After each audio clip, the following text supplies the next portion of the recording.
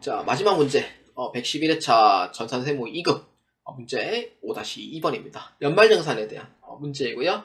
이 문제는 무조건 필수로 출제되는 문제입니다. 자, 2023년도 7월 1일에 입사한 김기용의 연말정산 자료는 다음과 같습니다.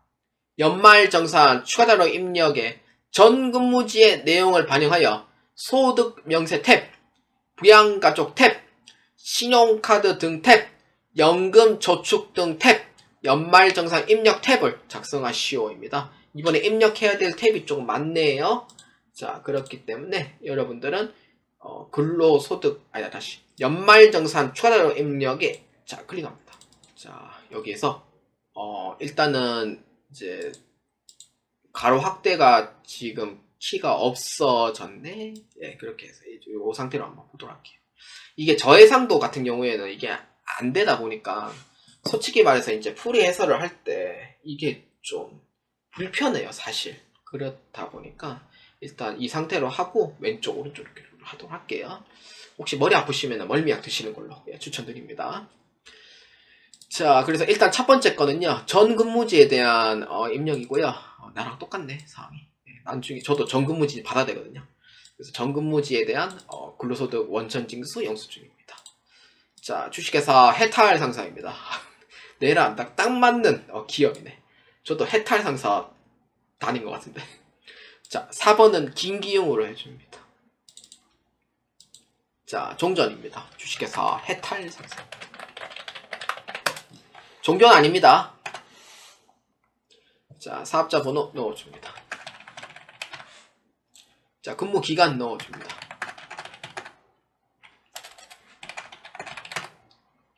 자, 급여 넣어줘. 2,400. 상여는 300. 2,700이네.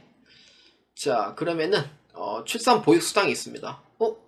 출산 보육 수당이 지금 존재를 해요. 그러면은 저도 이 문제는 처음 보거든요. 출산 보육 수당이 이렇게 나오는 거. 그래서 Q01 출산 보육 수당 60만 원을 넣어줍니다. 이번에 문제를 조금 새로운 스타일로 좀 바뀌었나봐요. 그러니까 이건 변형된 문제로 보아주시면 되겠고요. 이미 비과세를 지금 받아놓은 상태이기 때문에 그래서 비과세를 이렇게 한 번 더 넣어주는 거고요. 자, 그렇기 때문에 나머지 거는 없어요. 4대 보험거 이제 넣어줍니다. 여기 밑에 보시면은 4대 보험 금액 있죠. 그래서 국민연금, 그 다음에 건강보험, 자, 그 다음에 장기요양보험과 고용보험이 있습니다. 장기요양보험은 18만 9천 원이고요. 고용보험은 23만 5,600원입니다. 자, 이렇게 해서 넣어주시면 됩니다. 그러고 나서 이제 우리가 마지막 넣어야 될 부분은 이제 기납부세액인데, 이 기납부세액 같은 경우에는 이제 어떻게 해주냐면은 여기에 이제 결정세액으로 이용을 해서 넣어주시면 돼요. 왜냐면은 이거를 제가 설명을 좀 해드릴게요. 설명하신 분도 있고 안 하는 분도 계시겠지만, 이 주형 근무지 밑에 있는 부분 있죠. 요거는 전 근무지에서 이미 이제 공제를 받고 환급 조치가 돼 있어요. 환급 조치가 되어 있어요. 그렇기 때문에 이 금액에 대해서는 상관이 없어요. 그러니까 이미 끝났는 거고. 여기에서 이제 남은 금액. 그러니까 이거는 이제 남은 금액이죠. 남은 세금인데, 내가 원래 내야 될 세금이 이게 세금인데 이거를 미리 납부했으니, 그러니까 이걸로 기납부세액으로 봐라라는 뜻이에요. 자, 이거 잘 이해해 주세요. 자, 그렇기 때문에 그래서 밑에 게 넣는 게 아니고 위에 걸 넣는 거고요. 그래서 얼마냐면은 125만 5천 원. 그 다음에 12만 5,500원 이렇게 넣으시면 돼요. 자, 12만 5,500원 맞죠? 자, 이렇게 해서 넣어주시면 되겠습니다.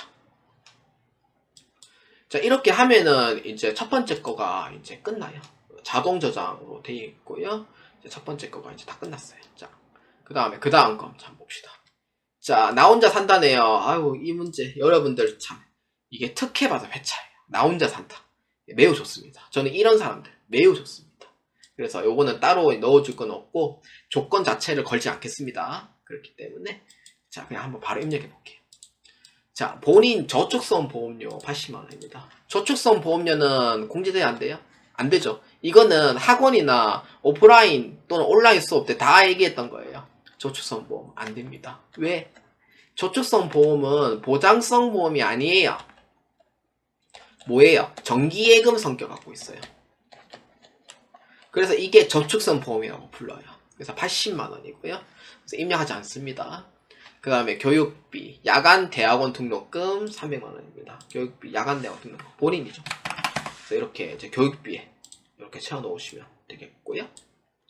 그 다음에 의료비입니다. 자, 의료비는 의료비 칸에 따로 클릭해 줍니다. 자, 그럼 여기에다가 넣어주면 돼요. 자, 성명 뭐 하나밖에 없죠. 국세청자, 건수는 1, 금액은 50만원. 안경 구입비 한도는 50만원이에요. 그래서 이거 잘 기억해 주시고요. 신용카드 결제해도 뭐 중복고 결제되니까 이렇게 되고, 그 다음에 본인의 질병 치료비 250만원. 그 중에 실손이 있답니다. 실손은 따로 넣어주시면 돼요.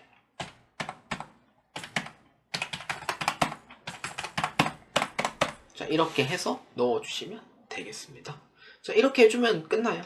실손은 따로 넣으셔야 돼요. 무조건 250만원 빼서 200만원 넣으면 돼요. 안 돼요. 그렇게 하면은 무조건 따로 넣어주셔야 돼요. 자, 이렇게 해주면 되고, 그 다음에 신용카드 넣어줍니다. 신용카드는 2112만원. 근데 대중교통이 포함되어 있으니까 대중교통 빼고 넣어주시면 돼요. 2,000만원. 그 다음에 대중교통 120만원. 그 다음에 지불카드 130만원인데 전통시장에 있으니 전통시장 거 빼고 넣어주시면 돼요. 현금 영수증 120만원, 도서 공연 20만원 포함되어 있어요. 100만원씩 빼면 되죠. 도서 공연 이렇게 해서 넣어주시면 되겠습니다. 이렇게 하면 끝나요.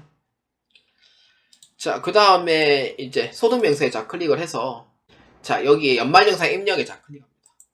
자, 주택 임차금 원리금 상환액이에요. 이분은 월세로 사시는 분이 아니고 자가로 사시는 분이에요. 그렇기 때문에 열심히 일해서 돈을 많이 버셨네요. 그래서 이제 아파트도 한 대 샀을 거고, 그래서 원리금 상환액이고, 원리금 상환액은요 어디에서 볼 거냐면은, 그러니까 이거 잘 보셔야 돼요. 이거를 입력하는 방법은 여기 34번 단에 넣어주시면 돼요.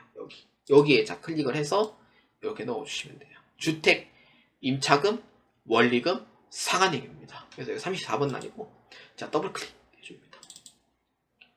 자, 이렇게 해주면 되는데, 자, 장기주택 저당 차입금이냐? 아니죠. 주택 차입금 원리금 상환액이니까 여기 넣어주시면 돼요. 그래서 얼마? 이자 상환액이고 원금 상환액이 300만원이니까 공제 요건은 충족을 합니다. 그래서 원리금 상환액이니까 월리금이라는 게 뭐예요? 원금과 이자 포함된 거잖아요. 그래서 330만원 넣어줍니다. 자, 이렇게 해서 넣어주시면 됩니다. 자, 이렇게 하면은 다 끝이냐? 아닙니다. 우리 마지막으로 해야 될 게 있어요. 뭐냐? 부양가족 탭 불러오기를 클릭합니다. 자, 부양가족 탭 불러오기. 보장선보험 넣으면 안 돼요. 아까 의료비 우리가 입력을 했고, 교육비 입력했고, 그 다음에 신용카드까지 모두 다 입력을 다시. 자, 신용카드까지 모두 다 입력을 다 했습니다.